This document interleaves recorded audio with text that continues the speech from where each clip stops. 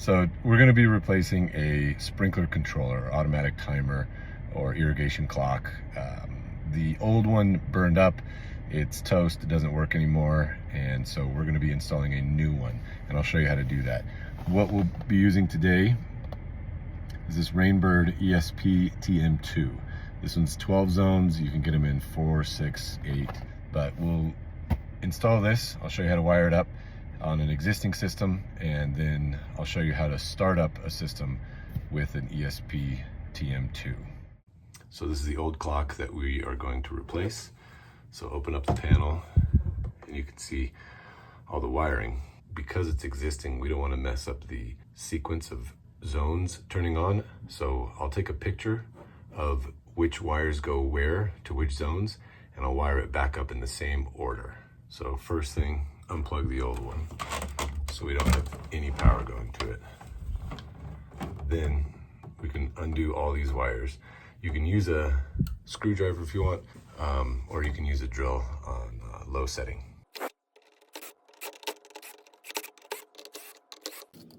And you want to make sure not to unscrew them all the way, just enough to get the wires out. Okay, so all these are loose now. So I've marked down here which set of wires goes where, and I've taken a picture on which colors go to which zones. So now we can take these out rather quickly. Now you have a screw here. Sometimes you have a second and third one here, or a third and fourth one here, but I'll take this one out. Behind here is another screw that this hangs on. So we'll take this one out first. Okay, so now this one's out. I'm going to close this, it makes it easier to take it off. Behind here is the hook. There's the screw, and you can see that's what it hooks on. So here's the new box. The instructions, keep those.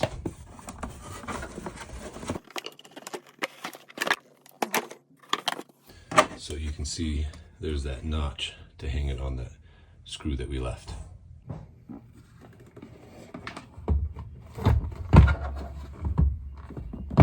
Okay, so now it's hanging there, but this is not level, so we want to make sure we level it up, and then we can put the other screw in.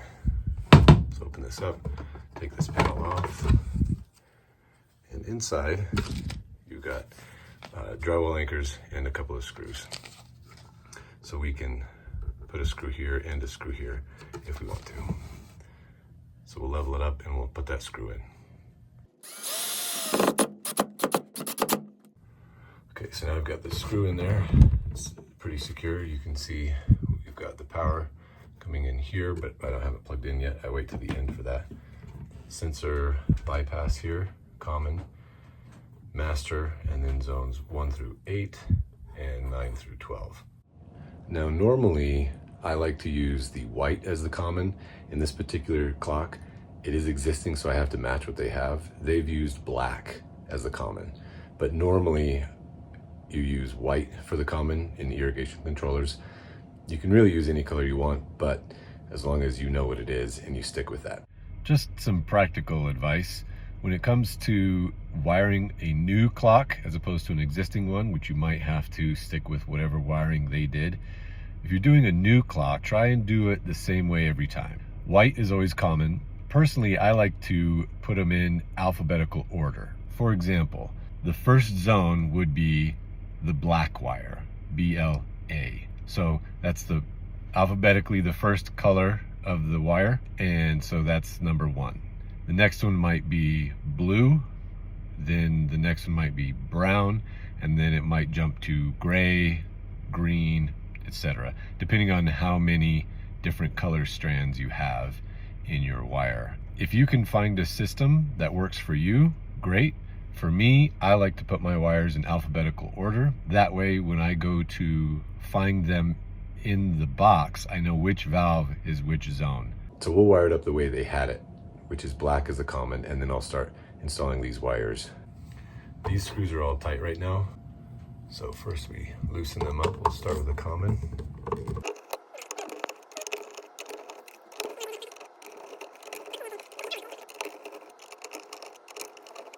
So now we have them loose, and I'm gonna start with my first set of wires.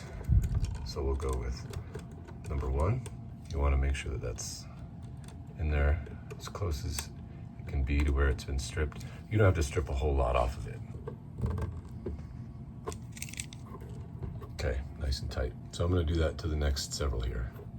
So if you did have to strip these wires, which these were already stripped, make sure you're not stripping off too much. This yellow one is about right. You can strip more than that, but what you don't want to do is sometimes these get moved, and if you strip them too much, then they can cross. I've seen it happen before. So only strip off about 1/4 inch, maybe 3/8 of an inch. Okay, so now we've got all these back in order, installed nice and tight. Both the commons are here, and we are ready to go. So you can put an accessory here for like wireless control if you want, which is amazing. And you noticed we still haven't plugged this in, so this is the last thing I'm gonna do. I'll leave this panel off while I'm programming and getting everything started, so that way I know that everything is in the right order. Okay, so we're plugged in, everything's wired up. Now we can program the clock. So we check the date and time first, and this is not correct. So we get it to the right day. Then go over using the arrow button to the right month, then go over to the right year.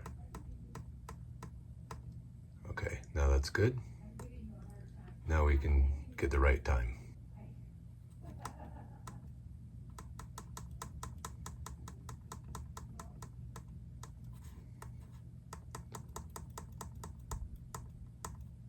That's correct.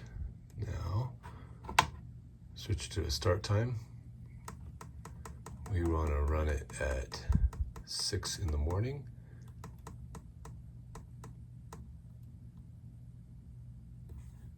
We want another start time at midnight.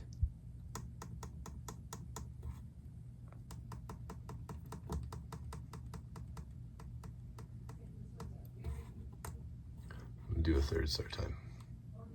So now I switch it to run times, station 1, and we'll go up, get that programmed, go to the next station by pushing the forward button, add our minutes, and we'll do that for all 10 zones. So now I've got all 10 stations programmed. I just have them set to 10 minutes to start. I can adjust that as I go through the zones and see what the needs are. But there is no zone 11 and there's no zone 12. So now we'll go to watering days, and we're gonna water Monday, Wednesday, and Friday. So we want Monday, we don't want Tuesday, Wednesday, yes, Thursday, no, Friday, yes, Saturday, Sunday, no. The seasonal adjust should be at 100% because we haven't changed anything, it's brand new. And now everything's programmed, everything's installed. So we'll run through this clock and make sure everything is working. How we test that is by pressing this button here for a manual start, and you can hear that first zone turn on.